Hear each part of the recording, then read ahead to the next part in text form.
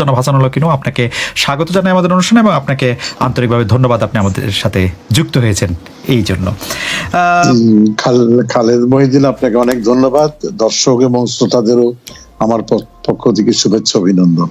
আমি আপনাকে যে প্রশ্নটি দিয়ে শুরু করতে চাই, যদিও এই প্রশ্নটি এবারের নির্বাচনকে ঘিরে, আপনি এর আগে 3বার নির্বাচিত হয়েছেন, 2008-এ, 2014-তে, 2018-তে, কিন্তু 2024-এর নির্বাচনে হেরে গিয়ে, এবং আমাদের দর্শকরা সকলেই জানেন, তারপর আমি একবার একটু মনে করি দিয়ে নৌকা মার্কা নিয়ে হেরে গিয়ে, এবং আওয়ামী লীগ যে কয়েকটি আসন, মাত্রই 2টি আসনে আসলে তাদের প্রার্থী দেয়নি, শরিকদের মধ্যে থেকে প্রার্থী দিয়েছিল, তার মধ্যে আপনার আসনে একটি, এবং সেই আসনে আপনি হেরে গিয়ে আপনি পরিকল্পিত ভোট কারচুপি আর প্রশাসনের নিষ্ক্রিয়তার কথা বলেছেন। আমাদের প্রথম প্রশ্ন, আপনার সঙ্গে এমন হওয়ার কারণ কি? এই রকমের হওয়ার পিছনে সরকার প্রধানের, বর্তমান আওয়ামী লীগ প্রধানের কি ভূমিকা ছিল? ধন্যবাদ।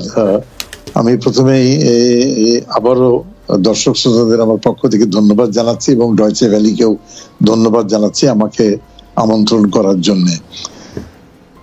নির্বাচন হয়ে গিয়েছে এবং এই নির্বাচনটা একটা চ্যালেঞ্জের ভিতরে নির্বাচনটা হয়েছে, কারণ বিএনপি জামাত আর তার মিত্র শক্তিরা নির্বাচনটাকে বানচাল করার জন্য এবং বাতিল করা, বন্ধ করার জন্য সর্বাত্মক একটা চেষ্টা চালিয়েছিল। তা আমি বলি যে একটা নির্বাচন বানচালের যুদ্ধের ভিতরে নির্বাচনটা হয়েছে এবং সেই নির্বাচনটা কোন রকমে সম্পন্ন করতে সফল হয়েছে সরকার, প্রশাসন। এবং এই যেহেতু একটা চ্যালেঞ্জের ভিতরে এবং একটা রাজনৈতিক যুদ্ধের ভিতরে এই নির্বাচনটা হয়েছে, সুতরাং এই নির্বাচনে অনেক কমতি ঘাটতি ছিল এবং আছে, সেগুলো নিয়েই নির্বাচনটা শেষ হয়েছে। সেই জায়গাতে আমার নির্বাচনী এলাকায় আমি পরাজিত হয়েছি এবং আমি বলেছি যে আমার নির্বাচনী এলাকায় ওই কমতি ঘাটতির ভিতরে দুর্ভাগ্যজনকভাবে আমার নির্বাচনী এলাকাটাও পড়ে গিয়েছে। আমি এই প্রশাসনের এবং পরিকল্পিত কারচুপির ঘটনাকে মোকাবেলা করতে ব্যর্থ হয়েছি। তো সেই ব্যর্থতার দায় আমি মেনে নিচ্ছি। কিন্তু মোট কথাটা হচ্ছে, আমার মতন অনেকেই এরকম ভাবে পরাজিত হয়েছে। তিনি আওয়ামী লীগের প্রার্থী হতে পারেন, জোটের প্রার্থী আনোয়ার হোসেন মঞ্জু সাহেবের মতনও আছেন, আমাদের জাসদের আরেকজন প্রার্থী ছিলেন মোশাররফ সাহেব, তিনিও এরকম শিকার হয়েছেন। যাই হোক, এটা নিয়ে বিস্তারিত যা বলার কিছু নাই, শুধু আমি বলবো যে এটার কারণ কি আপনি জিজ্ঞেস করেছেন। কথাটা হচ্ছে যে আমার স্পেসিফিক প্রশ্ন এই পর্যায়ে ছিল যে এইরকম হওয়ার পিছনে কারণ কি, পাশাপাশি হচ্ছে যে এই যে আপনার পরাজয়টা, এই পরাজয়টার পিছনে আমি বলবো না, এই পরাজয়টার ঘটনাটা, যে ঘটনাটার কথা আপনি আসলে একাধিক টেলিভিশন সাক্ষাৎকারে, পত্রিকার সাথে আপনি একদম স্পষ্ট বলেছেন যে বিচ্ছিন্ন বিক্ষিপ্ত কারচুপির ঘটনা ঘটেছে, নির্বাচন কমিশন তা স্বীকার করেছে, প্রশাসন নিষ্ক্রিয় ছিল। এইটা আসলে সরকার প্রধানের আয়ত্তে ছিল কিনা ঘটনাটা? দেখুন, সরকার প্রধান তো নির্বাচন পরিচালনা করেনি, নির্বাচন পরিচালনা করেছে এবং ব্যবস্থাপনা করেছে নির্বাচন কমিশন। সুতরাং নির্বাচন কমিশনের এই কমতি ঘাটতির দায় নির্বাচন কমিশনের উপরে বর্তায়। আর সেই দিক থেকে আমি বলবো যে সরকার প্রধান এইসব জায়গায়, যেসব জায়গায় বিশৃঙ্খলা হয়েছে বা সীমিত আকারে স্থানীয় প্রশাসনের হস্তক্ষেপ ঘটেছে, তার দায় দায়িত্ব সরকার প্রধানের উপরে বর্তায় না। আর আমি এইভাবে বলবো রাজনৈতিক ভাবে যে দেখেন, দীর্ঘ বাংলাদেশের রাজনীতিতে চক্রান্ত, ষড়যন্ত্র সপক্ষের ভিতরেও আছে, বিপক্ষের ভিতরেও আছে। তো আমি মনে করি যে আমার বিরুদ্ধে যে পদক্ষেপটা, ঘরের ভিতরে ঘর যারা তৈরি করে, এটা তাদের একটা কারসাজি আর কি। যাই হোক, আমি মোকাবেলা করতে পারিনি। তবে এই ব্যাপারে সরকার প্রধানকে কোনো দায় নাই। তিনি শোনার পরে হয়তো উনি উনার প্রতিক্রিয়া ব্যক্ত করেছেন, সেটা আমার সঙ্গে উনার কথা হয়েছে, সেই কথা অনুযায়ী উনি এটাতে মর্মাহত। ইনু ভাই, আপনার কাছে কি মনে হয় না যে সরকারি দল যারা করছেন তাদের তাদের তাদের তাদের ব্যাংকের টাকা, তারা যে ট্যাক্স যে রিটার্ন দিচ্ছেন, সেটি পর্যালোচনা করে আমরা দেখছি তাদের সম্পদ বেড়েই চলছে।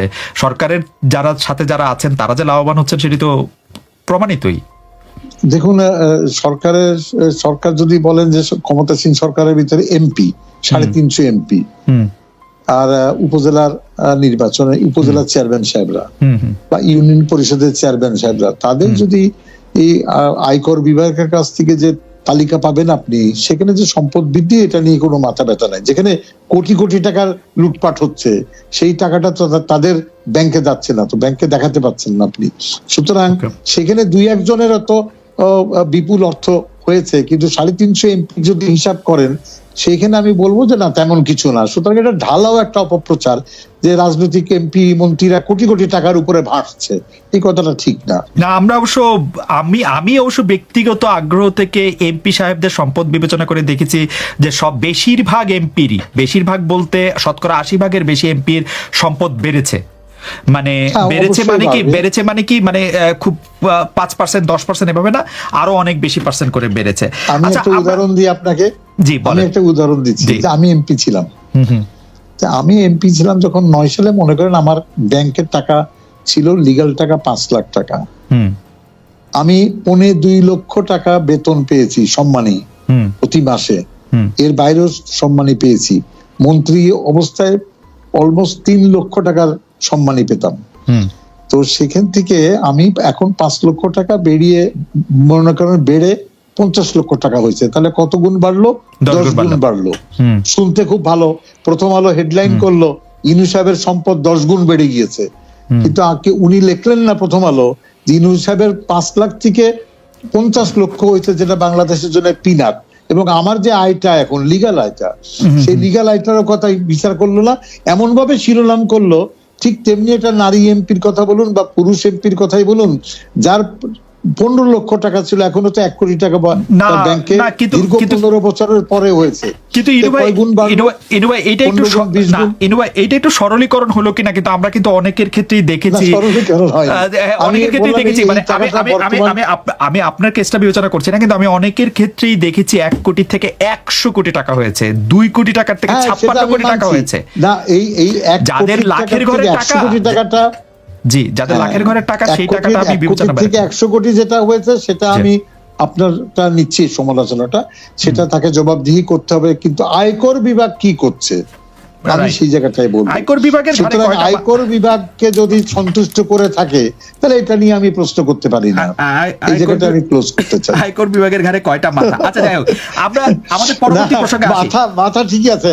আয়কর বিভাগ তো আমি একবারে 1 কোটি টাকার একটা লোন নিয়েছিলাম সেই বহুদিন আগে, 96 সালে, বুঝলেন, যখন মাননীয় প্রধানমন্ত্রী বলেছিল যে ডিজিটাল বাংলাদেশ করার জন্য তথ্য যোগাযোগ প্রযুক্তি ক্ষেত্রে বিনা বন্ধকিতে 1 কোটি টাকা লোন দিবে সোনালী ব্যাংক, সার্টিফিকেট বন্ধক রেখে। আমার প্রয়াত ভাই, উনি কম্পিউটার ইঞ্জিনিয়ার ছিলেন, তার সার্টিফিকেট বন্ধক রেখে আমরা সম কম্পিউটার লিমিটেড এই নামে আমি একটা লোন নিয়েছিলাম। সেই 1 কোটি টাকা মানে ফেরত দেওয়ার জন্য পাগল হয়ে গেল, কিন্তু আমার নাকে দড়ি দিয়ে টাকা ফেরত নিয়েছে।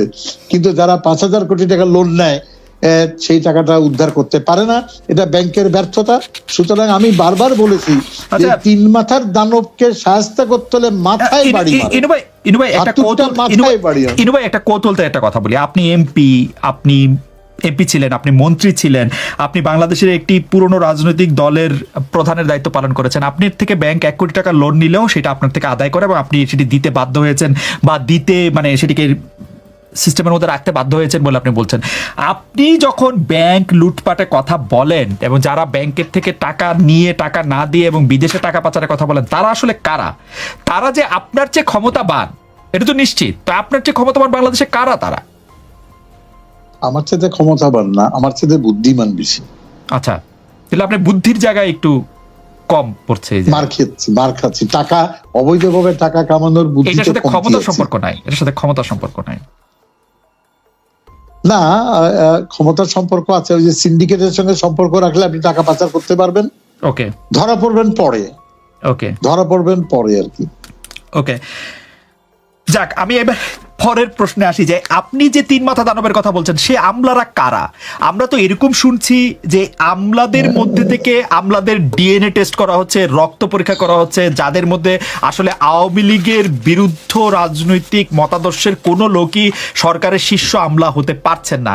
সেই আমলারা যে 2-3 মাথা দানবের দ্বিতীয়টি হয়ে উঠলো, সেটি কি করে হলো? দেখুন, আমি যখন বলছি দুর্নীতি একটা সর্বগ্রাসী মানে রোগ হিসেবে দেখা দিয়েছে বাংলাদেশে, সুতরাং ডিএনএ টেস্ট করে যখন আমলা সংগ্রহ করছি আমরা, সেখানে ডিএনএ টেস্ট যারা করছেন সেখানেও সেই সিন্ডিকেটের দুর্নীতির হাত আছে। সুতরাং যারা পাড় জামাতের লোক, পাড় বিএনপির লোক, অসংখ্য সেই মানুষগুলো বিশ্ববিদ্যালয়ে যারা জামাত করেছে, তারা চমৎকার, তারা সহকারী সেক্রেটারি হিসাবে, ব্যাসিস সেক্রেটারি হিসাবে প্রশাসনে চাকরি পেয়েছে। সুতরাং দুর্নীতির এই হাতটা এত সর্বব্যাপক, যার জন্য তো 75 সালে বঙ্গবন্ধু নিহত হলেন ঘরের ভিতরে ঘর থাকার কারণে। ইনু ভাই, ক্ষমতায় আসে হচ্ছে আওয়ামী লীগ, মাঝখানে তার সহযোগী হিসাবে 14 দলের মধ্যে এক দল আছে হচ্ছে জাসদ, আর সরকারের আমলার মধ্যে, ব্যবসায়ীদের মধ্যে সব জায়গায় ঢুকতেছে জামাত আর বিএনপির লোক। এইটা তো আসলে একটু বিশ্বাস করা হজম করা একটু কঠিন হয়ে গেল না? না, বিশ্বাস করার অবিশ্বাসের কিছু না। আপনি সিলেটে যান, চট্টগ্রামে যান, রাজশাহীতে যান, আমি আর নামগুলো বললামই না, ওখানে সবচেয়ে বড় ব্যবসাদার যারা করেন তাদের ডিএনএ টেস্ট করেন, তাদের জীবন বৃত্তান্ত নেন, তারা কি করতেন, বিএনপি করতেন, আওয়ামী লীগ করতেন না জামাত করতেন, সবাই জানবেন। আমি ব্যক্তিগতভাবে এটা নিয়ে আলোচনা করতে চাচ্ছি না। আমি এক কথাই বলে দিই যে আমাদের ঘরের ভিতরে ঘর তৈরি হওয়ার কারণে, আমি যাদেরকে বলি ঘর কাটা ইঁদুর, এই যে ঘটনা ঘটছে, এর থেকে যদি রেহাই না পেতে পারি, উদ্ধার না করতে পারি, দিনের শেষে কিন্তু আমরা ক্ষতিগ্রস্ত হব, মাননীয় প্রধানমন্ত্রী ক্ষতিগ্রস্ত হবে। এবং আমি মনে করি সময় এসেছে ঘরের ভিতরে ঘর কাটা ইঁদুরদের ছিটিয়ে বিদায় করে দেওয়ার। এইটা আপনি ঘর কাটা ইঁদুর বলছেন বটে, কিন্তু এটা কেউ এটাও বলতে পারে যে আপনি আসলে দায় এড়াইতেছেন, যে কারণ এই দায় আপনাদেরকেই নিতে হবে, কারণ আপনারা ক্ষমতায় ছিলেন, আপনাদের ক্ষমতায়। আপনি এখন বিএনপি জামাতের উপরে দায় দিতে পারেন, কিন্তু বিএনপি জামাত তো আসলে ক্ষমতা, বিএনপি জামাতকে দায় দিচ্ছি না, আমি দায় দিচ্ছি ওই আমলা চক্রকে, যে আমলা চক্র টাকাকে দেবতা মনে করে, ওই রাজনীতিকে যে টাকা ছাড়া কিছু বুঝে না, এই আমলাকে যারা শীর্ষ আমলা করছে তাদের দায় নাই। আপনার সচিব তো আপনি নিয়োগ দিচ্ছেন।